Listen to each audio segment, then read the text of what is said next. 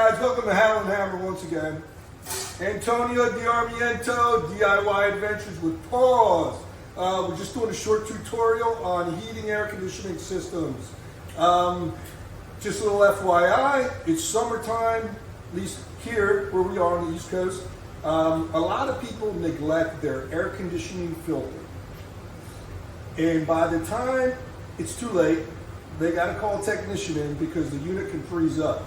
They don't change those filters, they get really clogged up really bad, and the unit can't breathe. It's got to breathe, right? So what happens is it completely freezes up.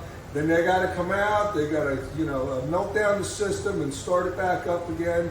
So in the summertime, check those filters every 3 months. Older homes have a lot more dust. They create more dust than the newer homes. If you're having construction done at your house, make sure you change those filters probably every week or every 2 weeks, depending upon how big the project. You'd be surprised.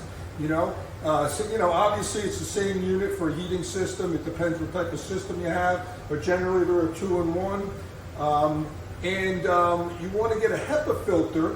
That'll help a lot. If you have allergies, your kid's got allergies, it just really filters that air so much better. If your system can't breathe, right, what's going to happen? The unit is not working at its potential, right? So just a little FYI for everybody out there. Very important, change those filters.